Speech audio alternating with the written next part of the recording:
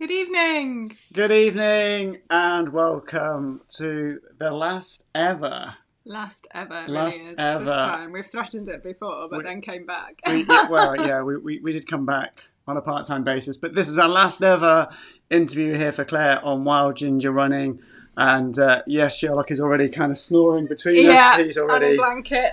kind of giving For it full old time's attention, sake. so we do apologise if you kind of hear him snoring and sighing in the background. I also look slightly red. I managed to get sunburn on Sunday, so if you are watching this live on YouTube or you're watching it back on YouTube, I'm not embarrassed. I managed to catch the sun. The joys of being a ginger. I've been a ginger for 46 years and I should know about putting sun cream on. Went for a long run on Sunday, raining, and then the sun came out and I got sunburnt. So yeah, I look wonderfully red tonight. How are you doing, Jen? I'm all right. Well, my hair's still wet after I've just been for a run, so I just look like I've got really greasy hair. Excellent. But apart from that, we look great. We look wonderful, don't we? Sherlock. Anyway, and Alex the Hobbit was already kind of joined us. He's given us a wave. Good evening, Alex. Anyway, let's bring on our final guest. I hope she's honoured. Honoured, and I hope you've done an amazing bio, amazing introduction, because of always. But, we've been doing this 6 months. I always have them prepared now. Wonderfully prepared, wonderfully prepped. Who is our final guest here on Final guest, I'm so excited about this because we've had it planned for months, but we've been waiting for a book to come out, is Elise Downing, and she has written a book, which I think she'll tell us, but I think it's actually officially out tomorrow, but there seems to be copies floating around, and I've had one. And her book is called Coasting, and it's about her journey, her meticulously planned ultra running, record breaking journey around the coast. That's right, isn't it? I mean, it all just went to plan. Yeah, I recorded a podcast sort of a couple of weeks ago, and they put in their introduction, "You can't possibly overstate how unprepared Elise was." But yeah, I wanted to be your last guest. I didn't realise that when we arranged this. So. Yeah. This is it. You're our last one. And, we're going out with a bang, so you can swear, you can whatever. We can't be sacked now. Yeah, that's it. Claire would just have to get that bleeper on when they kind of release it again on YouTube or on podcast. But we have had one or two swears, but it's not fun. But feel free to swear. We understand that you're kind of under house arrest as well. Yeah, I got the dreaded text from the track and trace app on Monday saying I had to self-isolate until Friday. Well, not luckily, but the person whoever the random person I had contact with hadn't reported that they've got COVID for 5 days. So I skipped the first 5 days of my 10-day isolation because I didn't know it was meant to happen. So Excellent. So would you have had lots of book launch in-person events, or has it all been online still? Yeah, all the kind of like pressy type stuff has still been online, and there was going to be a kind of actual book on the Friday night, but that because of COVID was getting pushed back and changed. So I think my friends had some kind of surprise, which I can still go to, so that's exciting. Well, congratulations on the book, which is Coasting. I think we've got a picture to put up of the front cover. I've read it and it was just fantastic. So how does it feel having it out in print in your hands now? Yeah, quite weird. I think because I don't know, I guess with a book you like sit at your kitchen table and just write it. Well, I did it at my kitchen table for months, and then it's like out in the world, and it's really strange. Well, I guess normally like you write something to, I don't know, put on Instagram or a blog, and it's just out there immediately. It's quite definitely like a time delay I'm not used to. And I think when you're writing something at your kitchen table, you don't really think about the like world actually reading it. And now I'm like, oh, some quite personal bits in there, and they're on the shelves of Waterstones. So no, but how does that feel? Like, imagine it being quite therapeutic. Maybe that you've kind of held on to some guilt or shame, and suddenly it's out there. So let it go. I think that's actually quite good. Is Waterstones kind of put their copies out nearly 2 weeks earlier than, well, I think quite often bookshops, I didn't realise this, publishing's weird, it turns out. Bookshops send books out a couple of days earlier than they're really meant to, but Waterstones were really ahead of the game. So everyone started reading it before I was thinking it would be like tomorrow, and I was really nervous about this day that people started reading the book. But it kind of was quite nice really, because it felt like a lot less pressure, because it happened really unexpectedly. And now like my mum's read it, my grandma's read it, some strangers have read it, and everyone's been really nice. So that's No, I mean, I thought it was brilliant, and I loved the honesty in it. That was what makes it such a good book, I think. And if you tried to water that down and make it that everything was great and you were perfect, it would just not have been the same story. Yeah, I really appreciate that feedback. I think I finished The Rent 5 years ago now, so it took me a little while to actually put pen to paper, and I didn't want to write a book unless I was like ready to be quite honest about it, because I just don't think it's very helpful to anyone to release this like sugar-coated adventure story. Or equally, like I hate it when people kind of ham up the really hard bits, and it's like the brutal element. Breakfast, and I'm like, a lot of it was quite like mundane. So I think I wanted to be honest about it, and it took me a while to like feel ready to do that. But it's just like every time anyone says anything nice about it, it makes my week. So thanks, I really appreciate it. Cool. So we're talking about what is the story behind the book for those who maybe are joining us live tonight, joining us on the podcast, maybe read the show notes, but what is the story, the premise behind the book? Yeah, I actually keep forgetting to mention that bit. I keep talking about writing a book, and I'm not telling anyone what this book is about. So basically, well, I finished 5 years ago, but on November the 1st, 2015, I set off to run a whole loop of Great Britain, kind of self-supported mostly. I had a lot of help from strangers, but I didn't have a support crew. I was carrying my kit on my back. And yeah, it was about 5,000 miles. It took 10 months in the end. And as Jen has kind of alluded to, I had no idea what I was doing. My preparation was awful. So I really wasn't much of a runner beforehand. So the book's kind of about building up to the run and then actually being on it and all the kind of weird and wonderful things that happen on an adventure. And just going to the decision that made you go and run this crazy adventure. Like, how did you come up with that when you say like you weren't a runner? Yeah, so I'd been running for a couple of, I'm sure we'll talk about this a bit more. I've been running for a couple of years at that point, but very sort of sporadically. Like I'd done a half marathon, one really disastrous marathon. I really wasn't an experienced ultra runner. I don't think I even knew what there was I didn't realize how much there was to ultra running and how many people were out there doing all these incredible things. I think ignorance is bliss. I didn't know what I didn't know, to be honest. But I'd kind of just finished university and I was doing a graduate job in London, and my job was fine, but I think it always sounds like such a cliche, but I thought of sitting at that desk for another kind of 40 years. I was like, this is terrible.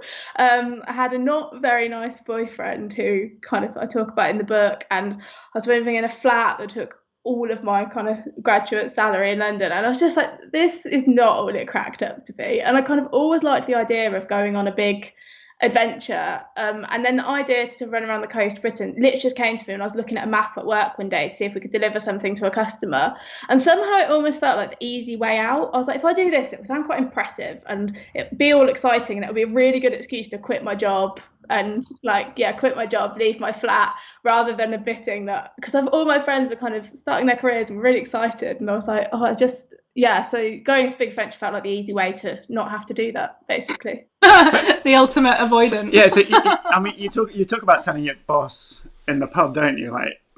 Over drinks, but I mean, you kind of briefly touched about there, doing a bit of running. But as a kid, though, were you adventurous? Because I mean, I've not had a chance to read the full book, so with Jen's paper, I've kind of gotten through certain bits. But as a kid, because you don't kind of talk a little bit about, unless I've kind of missed those bits. But as a child, were you ever adventurous? Was there ever that kind of like maybe a bit of passion in there, or a little bit of intrigue of, because obviously getting into a 9-to-5 job, sitting at a desk, you suddenly realise this isn't for me. But as a kid, was there ever that kind of like, get me in the outdoors, get me in some mud, I'm happy, just having a bit of a kind of ad hoc adventure? Yeah, definitely. So I think whenever people ask this, I used to always be like, a flat no. I was like really unadventurous, and I definitely wasn't a sporty kid. Like my brother was the runner in our family. I think when I was at school, I always saw sport as like, you do it if you're really good at it and you do it competitively, and if not, you don't really bother. So I didn't do any kind of traditional sports at school. I didn't play netball or go running or anything. But my dad loved hiking and walking, and just because he had to take me or he couldn't go because he was looking after me. He definitely like dragged me up quite a lot of mountains when I was a kid, and we spent a lot of time kind of in the garden getting muddy. And I think I probably kind of underestimate a bit that definitely had a bit of an impact, even though my dad finds it hilarious that I like doing these things now, because I used to just moan about them endlessly. But I guess I felt like going for walks and hikes and going up mountains and stuff like that was quite normal, in a way that now I've definitely got friends who didn't do that at all as kids, and they think, oh my gosh, going for mountains like a big deal, whereas that was just something we'd do on a Saturday. We'd like drive to the Peak District and walk up a hill. So definitely, but spent a lot of time getting muddy as kind of a younger child. But as soon as I became a teenager, I wasn't interested in that at all, like most people aren't really. But when I was at university, basically I did an extra year at uni than all my friends, and I needed to make some new friends, so I joined every society going, and that included like winter sea kayaking, and then I signed up for a trip to Everest Base Camp, and that's really how I got into like the adventure side of things. It was in that final year of uni, which was a real departure to my first year of uni, where all I'd done is go to Oceana and drink a lot of Sainsbury's Basics vodka. But that was kind of when I got into adventure, and that was when I started running as well. Cool. So that kind of then obviously leaks into when you get into the job 9 to 5 and realise actually this is not how I want to be spending the rest of my. But you kind of plan that, you see the map and you plan the route. What was there any time though when you're planning that, like thinking this is just beyond me? I'm just, because in the book you kind of like seem like really focused and driven, like no, I'm going to do this. I'm telling my friends, and it's almost like by telling your friends, you're committing yourself. You're sharing that goal. So you're then committing yourself. But was there any time doubt of like, really, what am I letting myself in for? Can I do this? Can I afford it? Will I be able to complete it? Yeah, I think those two things kind of existed completely like parallel to each other. Like it's weird to look back on, because now, especially now I've like done a bit more running, I think that is ridiculous. There's no way I can do that. But I somehow, I don't know why, I just had this idea, and I just felt very sure that I was going to give it a go, but at the exact same time was completely terrified and had no idea how I was going to do it, and worried about all of those things. But I just kind of felt like it was something I was going to have a go at. But also I was following online lots of other people kind of having adventures, like at the time like Sean Conway was doing his length of Britain triathlon, and Anna McNuff was running the length of New Zealand, and I was watching those people have these adventures, and I think I just sort of thought, well, they're just another person, like if they can do these things, maybe I can. But like Anna McNuff is an ex-GB rower and the daughter of 2 Olympians, so I think I was maybe like they're just another person strategy was a bit misguided. But I think I was following these people and thinking, well, they're doing these big adventures. Maybe I can. But equally, especially when it got a bit closer, I think at the time I just felt quite relieved that I had a bit of a plan. I was like, I'm going to go do this thing. And then as it got a bit closer, I was like, I didn't know if I'd saved up enough money. And I was like, I've actually got to go and do this thing. And I'd go for I had these grand hopes doing this training that didn't really happen. And I'd go for a not very far run and be like, this is really hard. What am I doing? But weirdly, those things existed like completely in parallel. So you say you kind of doing some. So you did some training for it, but did you then? So we spoke to Dan Lawson a couple of weeks ago, who kind of ran Lions End to John O'Groats and had a lot. I mean, where he had a team that did a lot of his planning for him. He mentioned that Robbie. He admitted that if he didn't have Robbie Britton kind of doing all the planning for it. And the bits I read in the book, to me, it didn't sound like you had a very clear, like, right, I'm going to go from this point to that point to this point to that point to this point. This is going to take me 30 days, 400 days, whatever, how many days. And as an ultra runner myself. There was no spreadsheets. I know.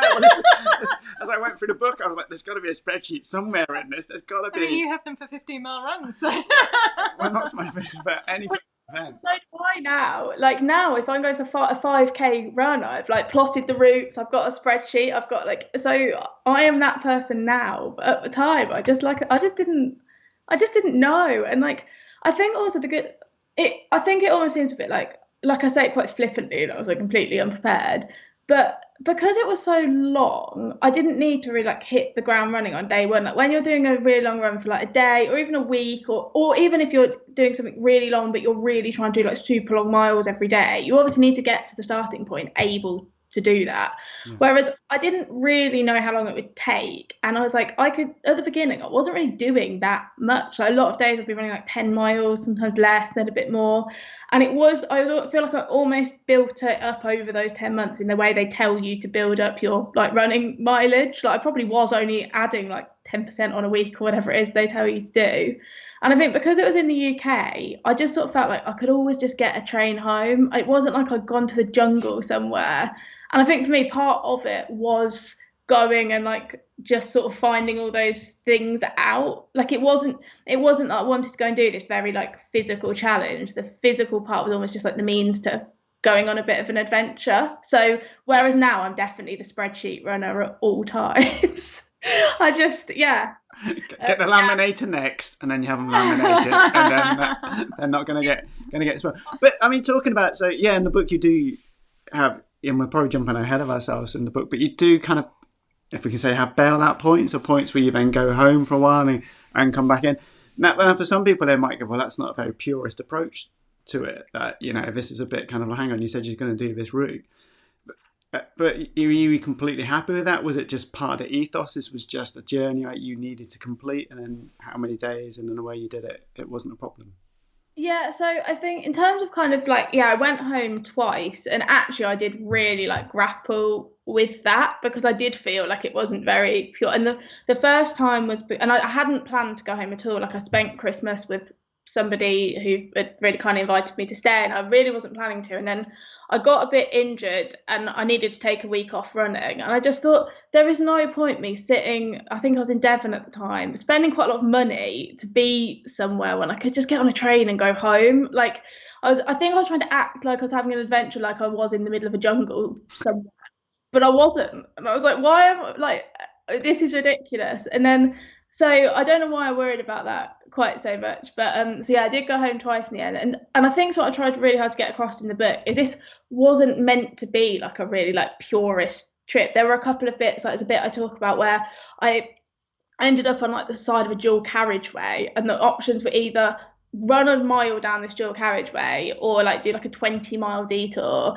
And then someone offered me a lift, and I took a lift because I was like, it's a mile, what does it matter? And I think, but I know, and I think that's obviously very different to if you're saying you're doing like a really strict, say like Land's End to John O'Groats record, and what you're saying you're doing is this like incredible, like impressive feat, then obviously I completely agree it needs all the like tracking and GPSs and monitoring and stuff. But I was like, that wasn't really what my trip was about. So, but I definitely had a lot of moments feeling like I was cheating, and I was like, what am I cheating at here exactly? I thought that was really insightful when you were saying, it came quite a lot later in the book, but kind of you realize that all those feelings about cheating or guilt, like you just put that on yourself. Like, you've never told anybody you were going to do it in a certain way, and nobody expected you to do it in a certain way. So I thought that was really good, and something that we could all take into our own lives. Like, actually, what pressure are we just putting on ourselves when we don't need to? Yeah, and I think honestly it's really different if you're an elite athlete, like breaking a world record, but most of us are. It's like, this is meant to be enjoyable, and I don't know why. Yeah, I don't know why I'm acting like. And I think the thing was, in my head, it was as if I was getting messages every day of people being like, you're cheating because you did this, and nobody was saying anything like that at all. Like you say, it was 100% in my own head. I don't think anyone would have cared. And you were kind of, in the book, I want to go back and have a look at some of them, the ones that you mentioned, but you had a Facebook page because you were raising money for charity at the same time, and you were doing, were the updates every day, or were they just every few days when you had battery and reception? And also, like, when you did go home, did you put that on the Facebook page, or was that something that you wanted to not talk about? Yeah, so I started making these videos because, again, it's one of those things that looking back now, like, I can't believe I wasn't embarrassed by them. But I'm glad I did them, because I think that like one of the most kind of rewarding things that came out of it is I met all these incredible people, and I had like such a positive experience of social media and the kind of online communities through that. Just met all these amazing people, and I think those video diaries probably did help to like bring it to life a bit for people, even if they're a bit cringy to watch back. But I basically just started watching them because of making them. It was like day 2, and I think I'd planned to like blog a bit, but I realised that was quite exhausting, and like whereas making a 30-second torch camera video wasn't. And I started putting them up, and my friends took the piss a bit, but you know they got over it eventually. And I'd put them up kind of most days, any days that anything interesting enough to actually talk about happened. Like sometimes just nothing happened. So yeah, most days I'd put a video up. And it was a really nice way to connect with people. And yeah, like, I think I wrote a whole blog post about the fact that I'd gone home for a week, mostly again to like ease my own conscience. Because I think also, and again, this is why I tried to be really transparent about it in the book. I didn't want anyone to sort of accuse me of breaking a rule that wasn't a rule. Like I know that I didn't have 3 GPS trackers and I didn't puriously cover like every single inch. And I'm not trying to say that I did. So yeah, I think I probably overcompensated a bit, trying to be like honest about those bits. Justifying it. To read my blog post about getting on a train to Northampton, but I wrote it out in like glorious detail. And you just touched on it there, but one of the most amazing things in the book, which I guess you had no idea was going to be such a big thing, was just all the strangers that opened up their homes to you, and they were like doing your washing, cooking. It sounded like an amazing trip in that sense. Free breakfast. Yeah. Croissants at breakfast. And packed lunches, and they were just like all this homemade food that they were sending you off with. Yeah, like there's a point in the middle where when I was rewatching these videos, I've definitely like put on quite a bit of weight, and I think it's because I was staying with these people and they were making like all this food for me. But I really, really, if it hadn't been for how generous and kind they were, I don't know if I would have finished it, to be honest. I set off with a tent on my back, and I thought I'd camp away. And I just had in my head that the second I set foot on to start this adventure, I'd be this really adventurous, brave person, and nothing would ever be wrong again. And obviously, I took the first step of the adventure, and I was exactly the same person as before. And I'd never done any wild camping before. And it was the middle of winter. It was dark at 4 o'clock, and especially like I was really scared about the more remote sections, but actually it's the more built up ones that were more difficult, because obviously you're in the Highlands of Scotland or like wherever, you can just fling a tent up, no one's going to see you, it's fine. Whereas there were quite a lot of places along the south coast of England where it just wasn't really like possible. It's just like wall to, or maybe if you're a bit braver than me, but whereas I started like making these videos, and mostly due to my brother spamming every running Facebook page out there with my page, like people started to watch them, and then a combination of those people, and it was a lot of like friends of friends, and it would end up this like web of people. Like I'd stay with a friend of a friend, and then they'd get a map out and say, oh, I know this person here if you'd like to stay with them. And it was just like overwhelming how kind people were. And if it wasn't for them, and I'd actually had to put up my tent every single night through the winter in these really scary places, I'm not sure I would have.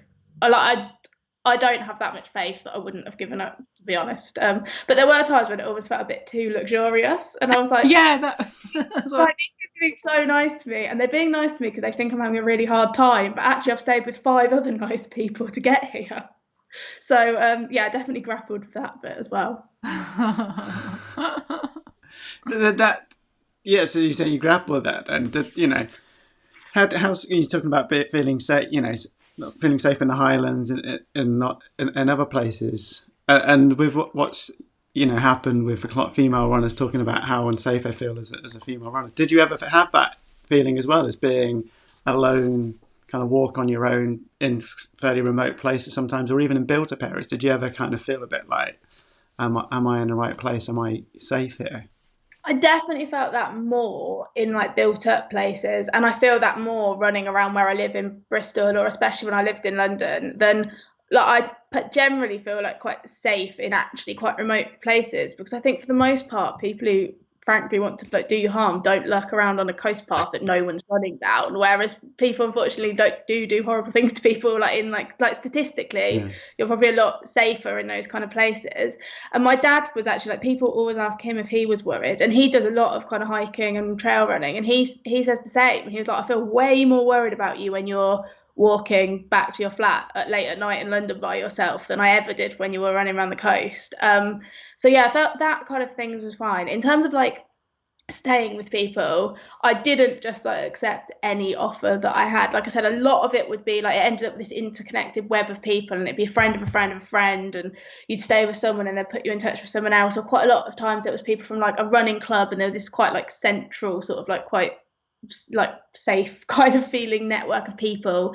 And I mostly only really accepted offers from, honestly, like families, people with kids. Like if someone was on their own, I generally kind of politely turn them down, because I think, as much as I think those people were probably just being just as incredible and nice as everyone else, you do have to be careful, don't you? But yeah, I'd say the actual being in the wild, sorry, that was a real tangent, but Yeah, it's cool. I found fine. But it's definitely, going through cities and stuff that I found worse. Yeah, because as a bloke, as a male runner, I've never experienced anything like that. It's Yeah. And it's unbelievable how female runners and how females are made to feel so unsafe in different places. Men just need to be re-educated, how they should behave. Yeah, I mean, I completely agree. And so, but something I do think about sometimes, and it in absolutely no way like makes up for all the like fear we live with on a daily basis, but if I had been kind of a man and been, I don't know, maybe more threatening in appearance, would quite as many people have like welcomed me into their homes, and like I was reading bedtime stories to people's kids, and I don't know, like I do think it's a real privilege to be allowed into people's homes, and I guess maybe sometimes that's, and I've read someone else talk about that in a much more like eloquent way, but I think maybe that's sometimes a bonus to traveling as a woman, that maybe people are a bit more kind of accommodating in that sort of setting, and like not that it doesn't in any way kind of make up for all the danger, but I do feel really privileged to have been allowed to go into so many people's houses, really. Yeah, I suppose it's the stereotypes, isn't it? You know, and people's own perceptions because of that, the stereotypes and what people kind of have a judge in ways which isn't always very, very helpful. Sorry, Jen, I interrupted you there. I was going to put some photos up of you running around. Sorry for the people on the podcast, you won't get the benefit, but there weren't photos in the book, so I've got you, we're putting on screen now, you started. So talk about why you started in the middle of a park in London. Yeah, so basically I couldn't quite work out where to start, because I'm from the middle of the Midlands. I'm from Northampton. Pretty much, I think the furthest place from the sea in the whole UK is like 20 minutes down the road from the house I grew up in. So don't really have any like connection to the coast in that way. And I was living in London at the time, and you have to come in kind of a fair way just across the Thames. And to start in London, it only added about 30 miles onto the whole, which in the grand scheme of the whole thing wasn't much. So it just kind of made sense. And I started in Greenwich because that's kind of like a bit further east along the Thames. And a friend suggested I started at the Maritime Museum because there was the connection to the coast. So that was it. Like, start the Maritime Museum. So that's what I did. And who's wonderfully tenuous. I, as someone who loves tenuous links, I like that. That's a brilliant tenuous link. That's like, good tenuous link. And you've got quite a gaggle of people there. Are they just mates that were seeing you off, or was there anything more organised? Somebody's on a scooter. They're going to be cheating. They're going to be. They ended up in the pub a few minutes later, from what I remember in the book. Scooting's very hard. They clearly, that's my friend Harriet and Mimi. Harriet was really excited. She got in the book on her scooter. So these adventurers or just mates that were thinking, what the hell are you doing? So my mum and dad are there. Was that your mum in the yellow top at the end? Yeah, I think so. And then my dad's the bald man. And yes, there's my mum and dad, some friends, and then kind of a few months before I set off, I'd started going like camping and doing outdoorsy stuff with the Yes Tribe in London, who at the time was a group of people that Dave Cornthwaite had done a lot of adventures, and kind of basically started to build this online community. Really tiny at the time. There were like 6 of us on the first camp out, but I've made quite a lot of friends through that who liked doing these sort of mad things in a way that at the time my friends didn't. They just didn't like doing that sort of stuff at the time. And so I think a few people from the Yes Tribe are there, but mostly just friends, really, looking a bit bemused and thinking, is she actually setting off on this thing? And this was November, wasn't it? And I did wonder, when you had set off in November, like, why the hell would you start this in like the worst months ever? But you did justify it a bit later on as to why that was a good idea. Was some planning, was there? No, there wasn't. It just worked out for the best. So you still think that setting off in November was a good time to do that? Yeah, I stand by this wholeheartedly because I think because it was 10 months, I was always going to have to do it in some quite bad weather. Like, there was no way to skip that completely. And obviously, I guess I could have started maybe in like February and skipped sort of like December and January, which are maybe the worst months. But I think going from summer still back into kind of autumn and it getting darker and still having to go into like quite bad cold weather again would have just mentally been so difficult. Whereas as it was, kind of the beginning was really hard and the end just got better and better. So I didn't think it through like that at the time, but I do really think that mentally going back into a winter would have just been horrible. So yeah, I'm glad that I started then now, although I didn't think that in November, December, January when my feet were wet for 4 months. I mean, did you actually have a head torch? Because you always seem to either finish or pull out before it got dark. And I was like, has she packed a head torch? So yeah, I never did any running in the dark, I don't think. But again, because well, by the end of the summer, I was doing like a lot longer distances, but still never anything more than you could do in daylight. Like I think if you're doing something for 10 months, like you're probably not going to be doing regular kind of 16-hour days. But I didn't have a head torch at first, and then I think I tweeted saying I didn't have one, and Outkit really kindly sent me one. So, and it's still the head torch I use today. So thanks. Have you used it? Time now. And I mean, for somebody, I mean, I like my little multi-day things, not to the level of this, but I mean, I don't take anything that I'm not going to need unless it's like an emergency one. But I mean, the stuff you were carrying, I mean, you carried a tent for how long before you ever used it? Or, well, then it got sent home, didn't it, for a while? Yeah, I eventually when I basically realised that I probably wasn't going to camp over the winter, and especially where it was really populated, like, yeah, like I said, I just can't believe how many people put me up for the night. So eventually I think my dad convinced me. He was like, you're not using this. Why are you carrying? And again, this was just one of those rules that I had in my head that I had to do. So he eventually convinced me to let him take it home when he came to visit.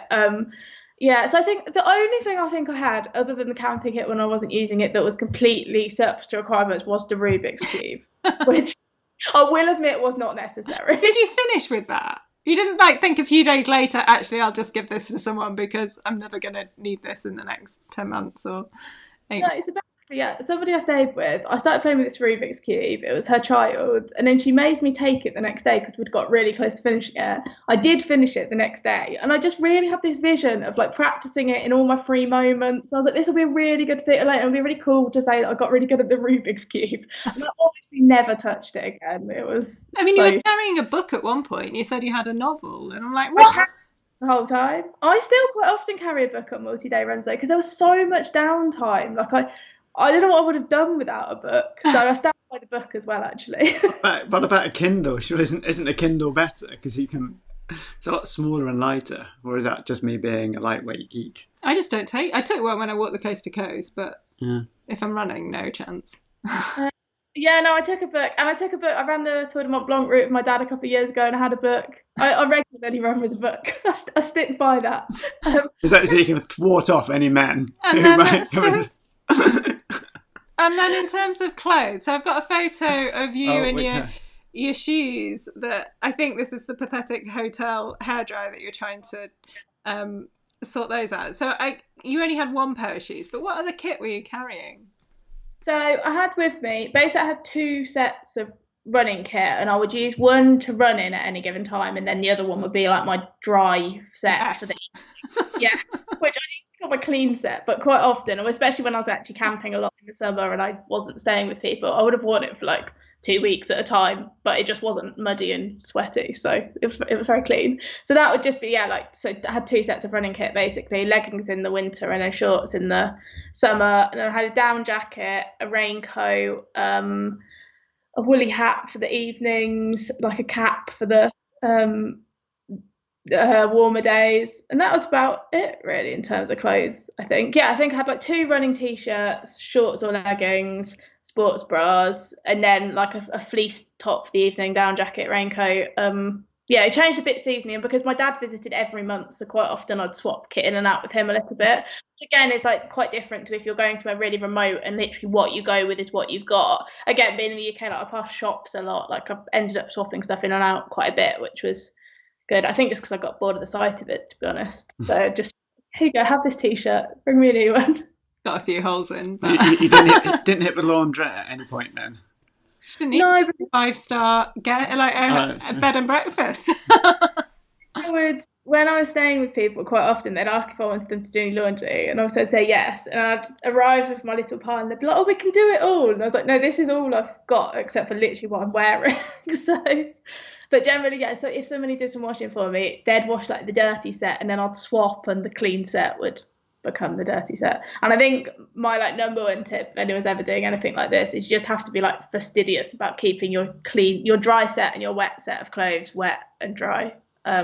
Otherwise everything's gross, and even it's horrible putting the wet stuff back on in the morning, especially if it's raining, it's going to get wet again in 5 minutes anyway. So yeah, top tip, keep your dry clothes dry.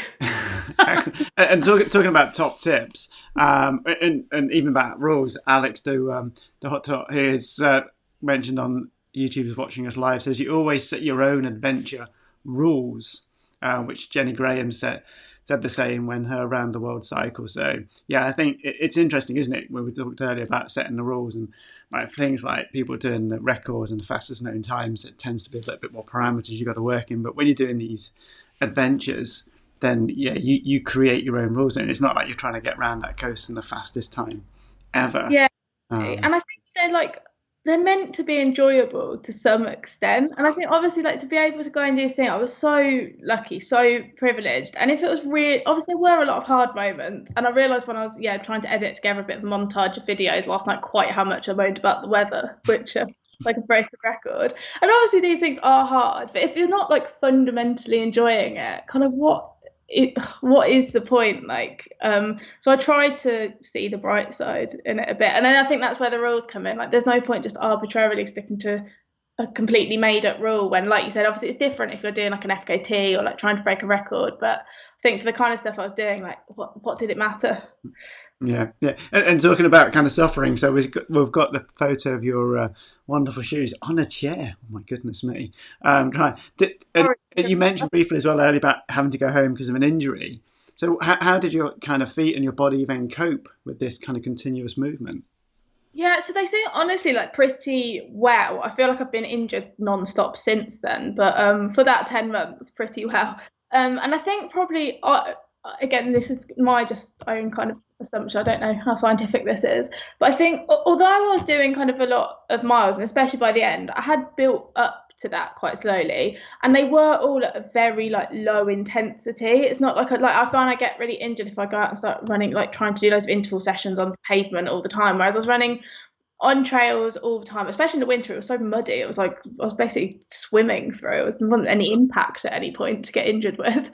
And yeah, it was all like very low intensity, and it was all I was doing every day. It's not like I was trying to run like 15 miles and then go and do a really busy day at work and have like a social life. It was all I was doing. So I was quite lucky with that, really. And I took a rest day every week. So I had a day off, pretty much every week. And yeah, my body seemed to hold up quite well, really. I think bodies are quite impressive with what they can put up with. And also I was eating so much, especially I mean, you need to bring out the book about the guide to all the cake shops on the coast of Britain, because they seem quite a tour.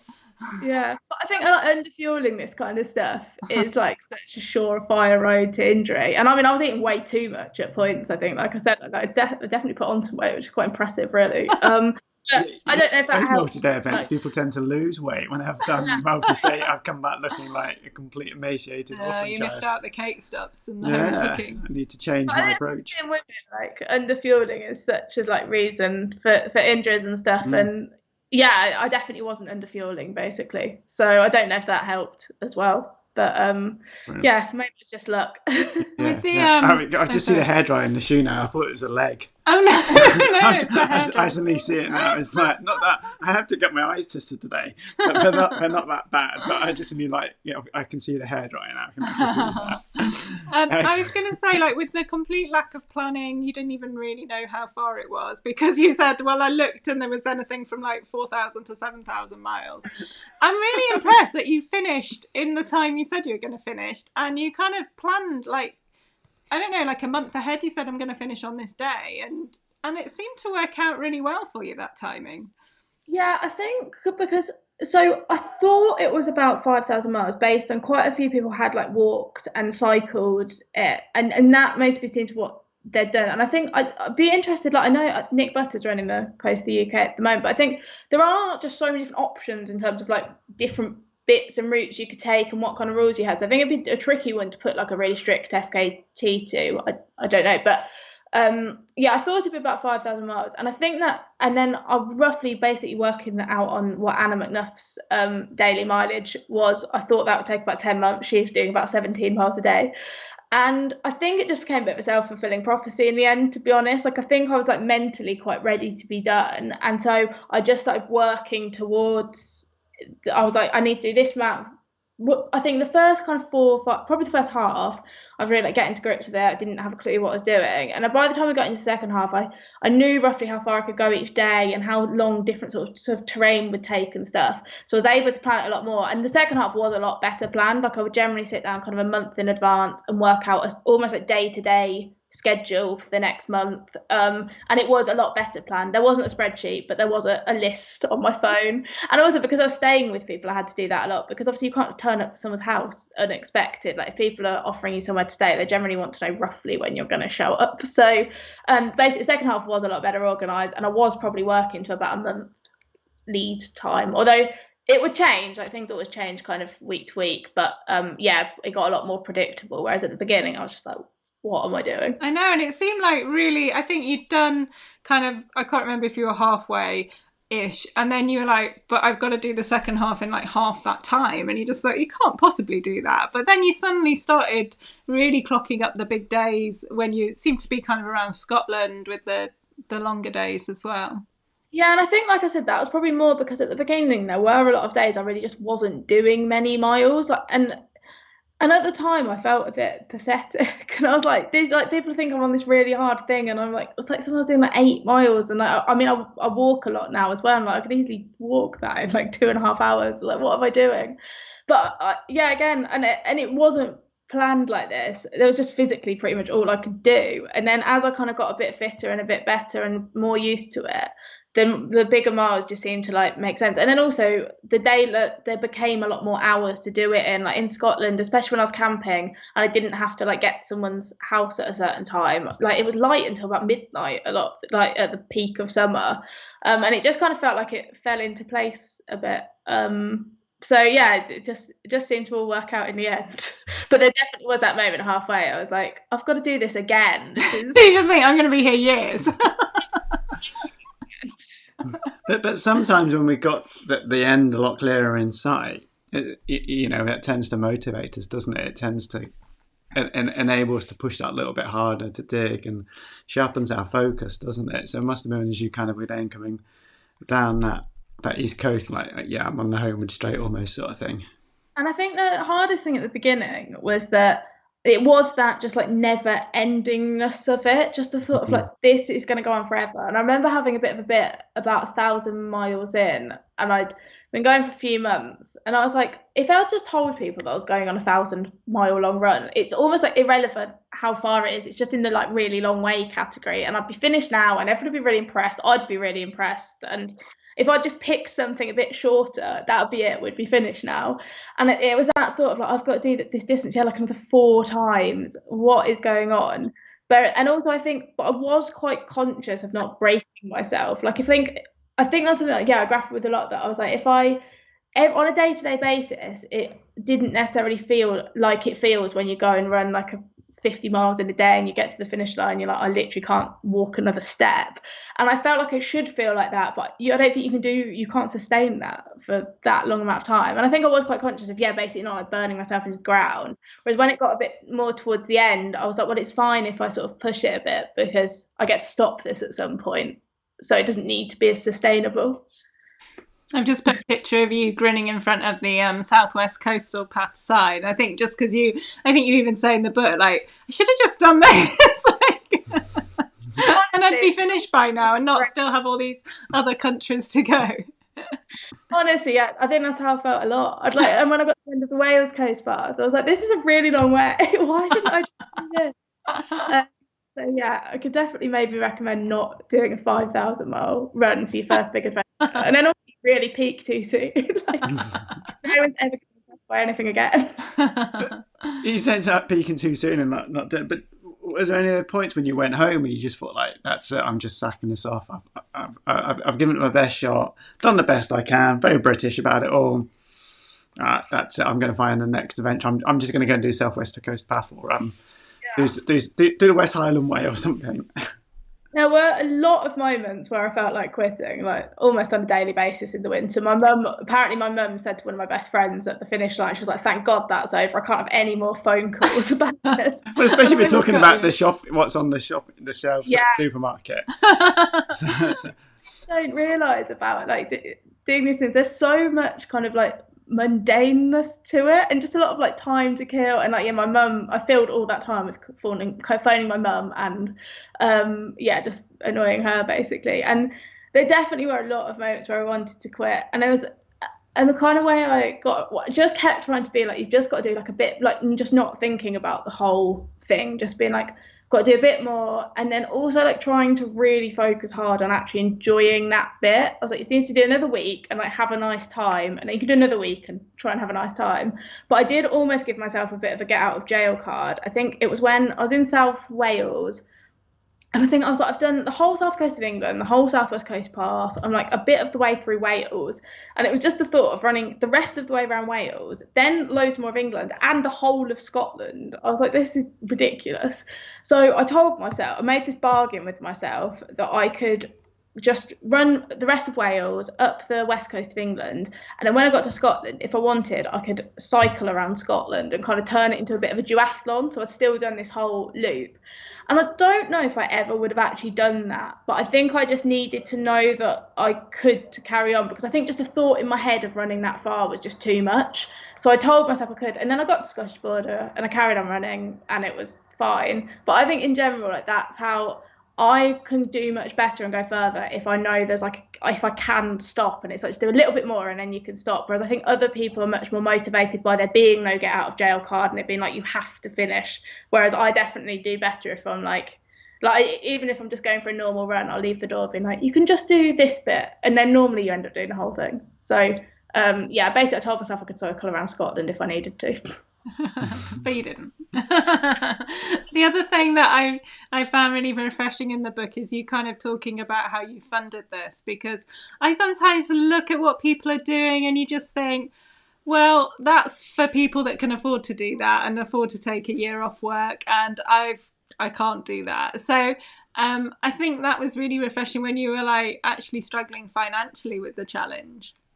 Yeah, definitely. So I think before I set off, I kind of roughly worked out how much I thought I might spend on it, and I kind of saved up a bit of money by moving to a really cheap house share at the end of the tube line. And I won an adventure grant, and I got a bit of sponsorship money from the company that I worked for at the time. And I set off, and like I thought it'd be fine. And it turned out I'd massively underestimated that basically. And so I did worked a little bit as I went around. Like I had an iPad with me and I did a bit of very badly paid copywriting on all matter of weird subjects to kind of make a little bit of money as I went around. And then my dad basically bailed me out for the last kind of couple of months, which I was like, I wanted to talk about that because I was like you say, like doing these big things can be really inaccessible. And I actually read a funny BBC article about basically upper class adventurers a few weeks ago, which made me laugh. I was like, my dad's a gardener, my mum works in a cafe. I'm definitely not from that kind of family, but equally my dad could help me out a bit at the end, and he did, and I wouldn't have been able to finish otherwise. And I think it's important to talk about that stuff, but equally I think the running's good because fundamentally it is quite cheap. Whereas if you think about adventures like climbing Everest or rowing across an ocean, they cost hundreds of thousands of pounds, whereas doing something like I did wasn't any more expensive than kind of going backpacking around, I don't know, Thailand or somewhere for a few months or a year. So I think these things can be really doable, and I think like running and cycling and stuff is like a good way to explore. But equally, obviously taking 10 months out, I know I was very like privileged to be able to do that. But I did do a bit of weird working on the way. And then a man offered to buy all my old dirty running shoes with a foot fetish, and I was very tempted. So I was like, I can't put an adventure like this. Excellent. All right, if he wants to buy any of if he is watching now, if he's still in contact in any way, by all means send him my details. I have got lots of pairs of running shoes which have been well used, are very dirty, and more than happy to sell them. Definitely more than happy. Distributor, like according to his Facebook page, I think he distributed like other people with foot fetishes, but mostly it was kind of like quite nice shoes, and then he was clearly like branching out into sweaty old running shoes. This wasn't somebody who was also like offering a night stay for you, were they? Oh God! run for the hills. Because there were a few weird stories that we won't go into. Yeah, I know. Yeah, I mean, there's quite a few more that didn't make the book. Well, I got that only just people who sent quite strange messages. Like I had one guy message saying he only had one bed, but it was fine, we could share. And I was like, I think I won't stay with you. Yeah. Yeah. So. But no thanks. Yeah, alarm bells ringing.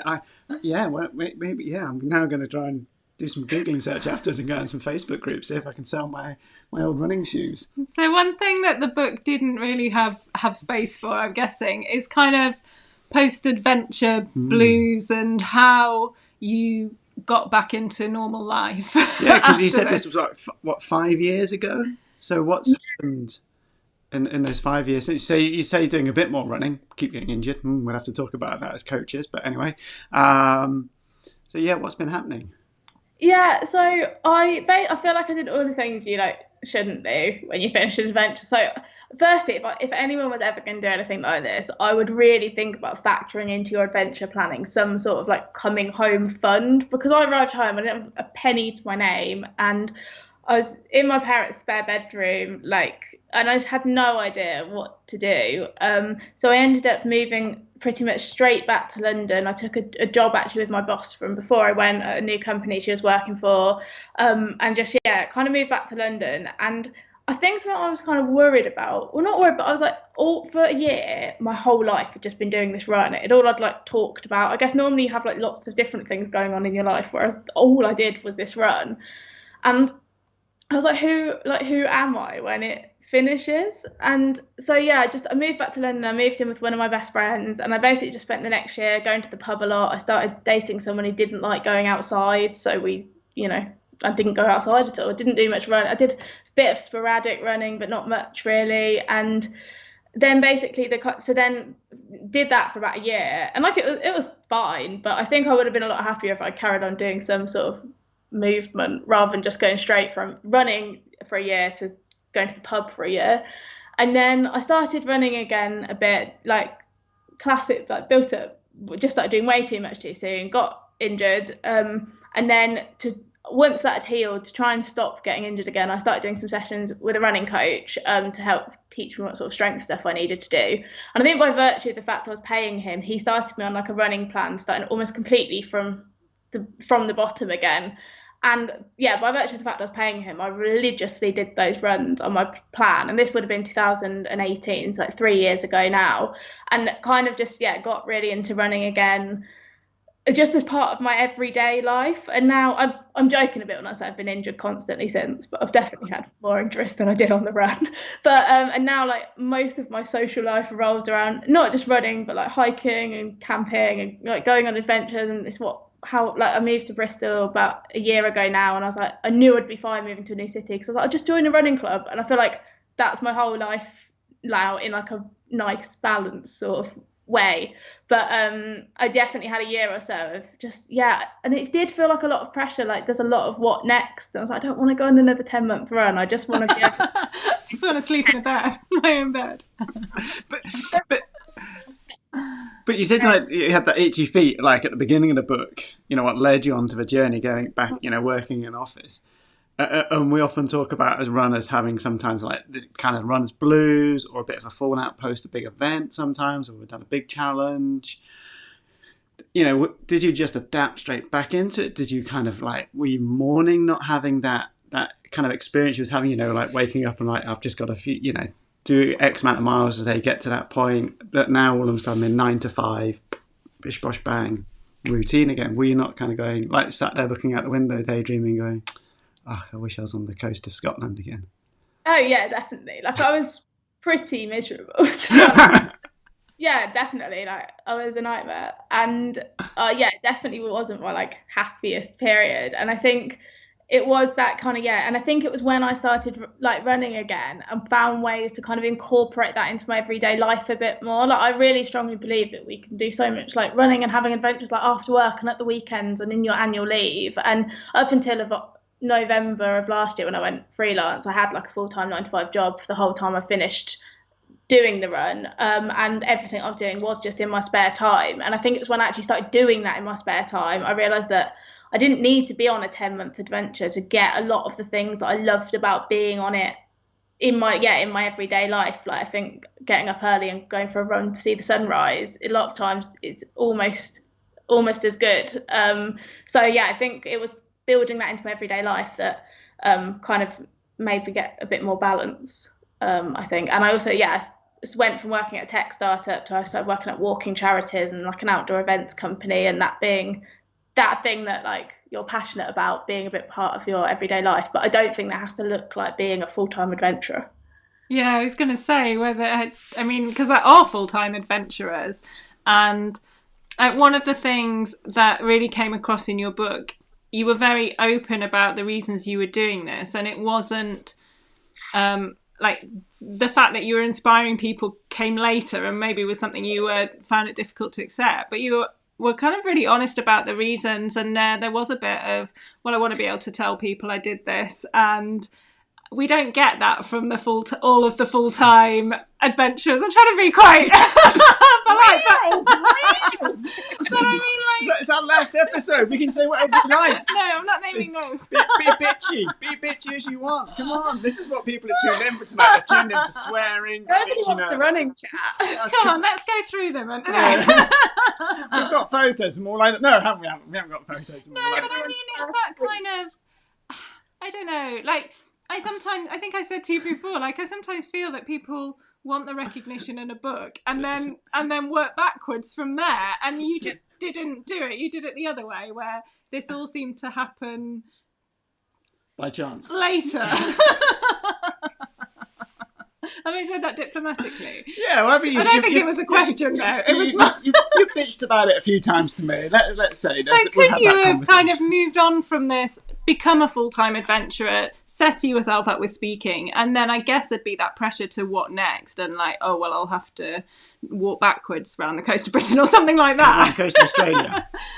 Yeah, I think. And when I first finished, so I finished like end of August, and I think I moved back to London and started another like full-time job end of October. So there was like a 2-month period where I was like, doing some talks and stuff. And I think, I don't know, like, again, I think a lot of the time, like what you see online as a really like fun life isn't like that. I think a lot of the time and some people really make it work, and there are some really successful people, but a lot of the time the people kind of doing the full-time adventurer life, it's really stressful, and there's no like stability, and you're kind of broke all the time, and I didn't want that. Like I didn't think that sounded very fun, and I think I'm definitely like happy now that I've managed to like move towards doing a bit more freelancing rather than working kind of 9 to 5 full time, and I really like that flexibility. But I still, most of the freelancing is like doing like marketing for companies. It's not doing adventure stuff. And I think what I missed when I was away was the kind of, I like having friends and a home and that sort of stuff, and I kind of, through this kind of stuff, I'd met a lot of people doing the full-time adventure thing. There's a lot of like sleeping on people's sofas and then doing an adventure that isn't necessarily the thing you want to do. It's just that you need to go and do something interesting to do talks about. And I was like, this just doesn't seem very fun to me. Like, so yeah, that was why I didn't do that really. And also, especially at the time, I didn't really know how you like properly made any money out of it. Like I did a lot of like doing talks for free, and I was like, well, I need to eat. So, and I don't want to live in my mum's spare room forever. So, and I can, social media can just give us such a one-dimensional impression of how people are living their lives, and it looks like some people are having great adventures in their lives and doing amazing things, but underneath, you never know what's really going on, the backstory and how they're struggling and that instability. So, and I think like guilty of that a little bit, and so much that like I quite often have had conversations with people over the past few years who I guess from Instagram think that that's what I do all the time, and like I said, literally until 6 months ago I had a full time, well, not just 9 to 5, like quite long hours, stressful job a lot of the time. But you don't post sitting at your desk doing your day job because that's not very exciting. So, and I think it's not like trying to hide something. You just don't. So I think it's easy to like look at people online and think, oh, they must be doing this all the time. And most of the time that's like most people I know actually do also have a bit of a day job, but yeah, just necessarily show that. And so how did the book come around? I'm guessing that you weren't kind of knocking on all the publishers' doors begging them to accept this book deal, because it sounded like they came to you. So basically, Debbie, who was my editor, she emailed me when I was actually doing the run to say she'd read some of my blog posts and had a thought about writing a book. And I've wanted to write a book for so much longer than I wanted to go on a run. Like I think I always thought I'd like try and write a novel one day, like I did English at uni. Like that was my thing I liked doing as a kid. I'd never thought about any like tangible actually doing it, but I just thought I really love to write a book one day. So when I got that email, I was like super excited. I was like, oh my gosh, someone's asked me if I want to write a book. And then when I finished the run, I met up with Debbie and we had some conversations, but I think I just wasn't really like ready to write about it. Like I didn't have any perspective on the experience. I think I didn't know what I actually wanted to say about it. I feel like I could have written a book that was just like, I did this on this day and this day, but yeah, I didn't have anything to say about it particularly.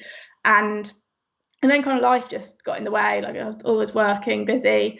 And then a real cliche, but I got put on furlough last year when COVID hit. And I just thought, I've got several months now, I'm getting paid and I can't leave the house. If I don't have a go, I think I knew that I'd be annoyed if I didn't have a go at writing about it. And I was like, if I don't do it now, when am I ever going to do it? So I kind of did a bit of writing and put together the proposal and sheepishly crawled back to Debbie and said, is there any chance you're still interested? And luckily, yeah, like they had some meetings about it and look at the proposal, and luckily they were still interested. So yeah, that's kind of how it came about, really. I do have COVID to thank for it.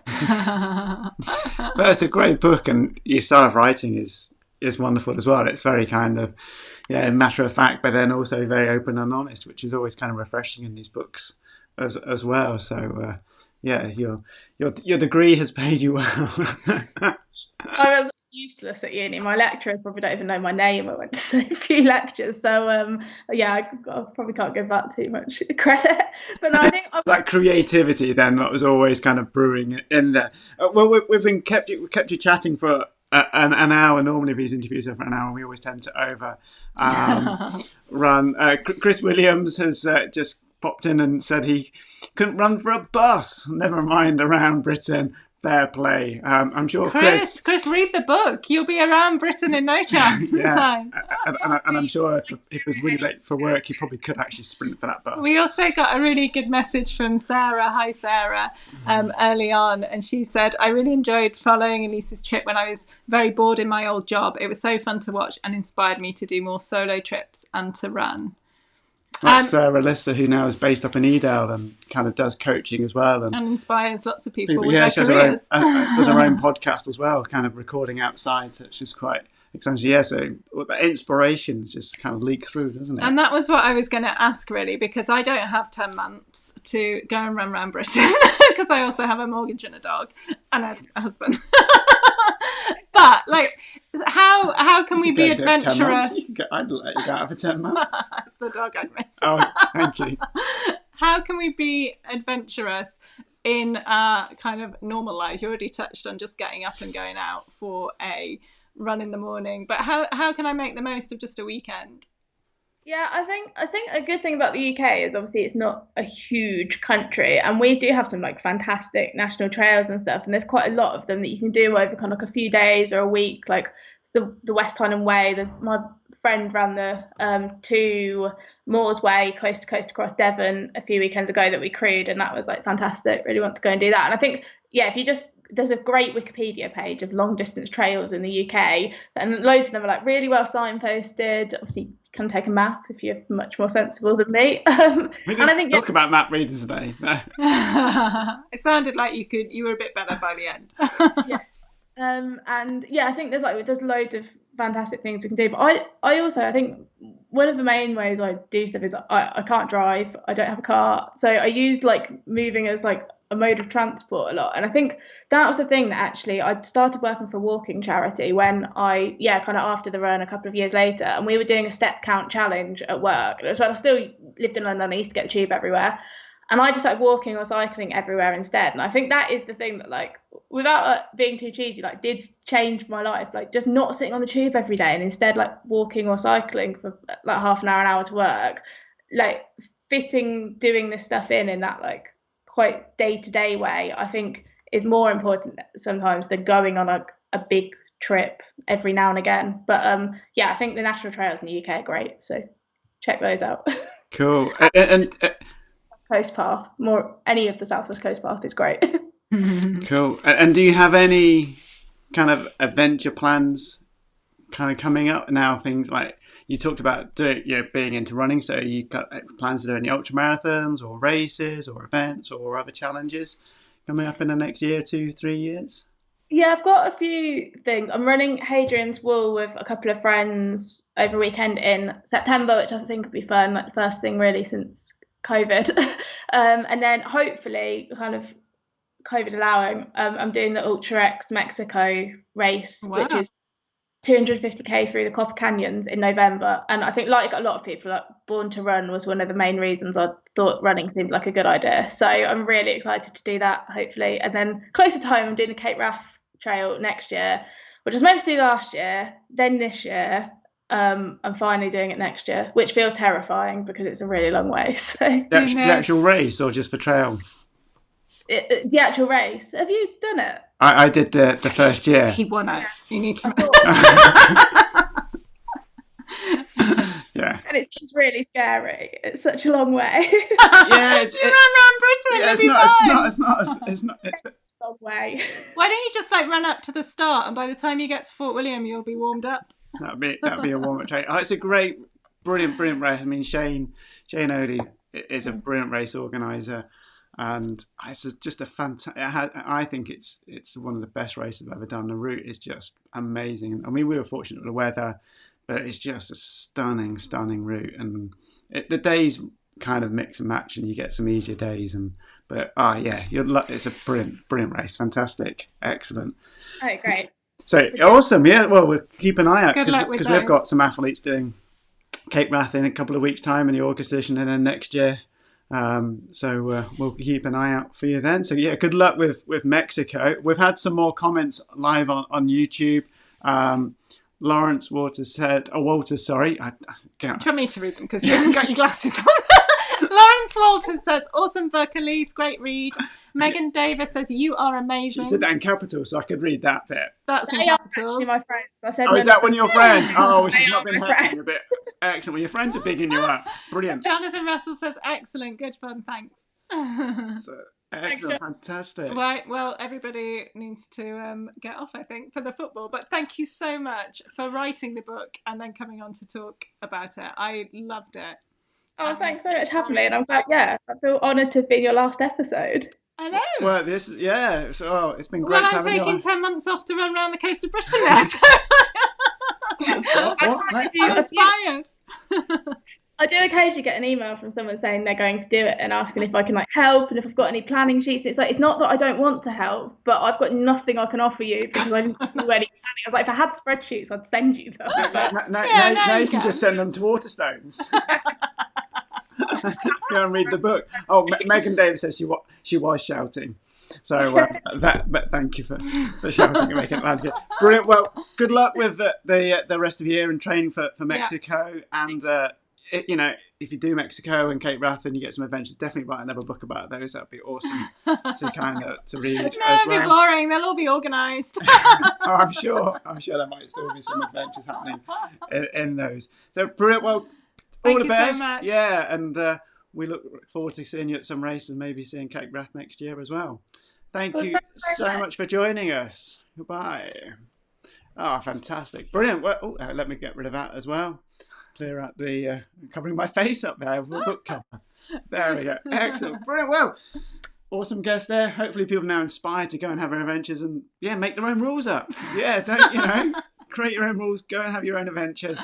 You don't have to kind of stipulate and always kind of make it so contrived, and just go and have some fun. We hope you've enjoyed our last ever That's it, 6 months. Wild Ginger Running. I'm sure we'll appear in some other locations and places.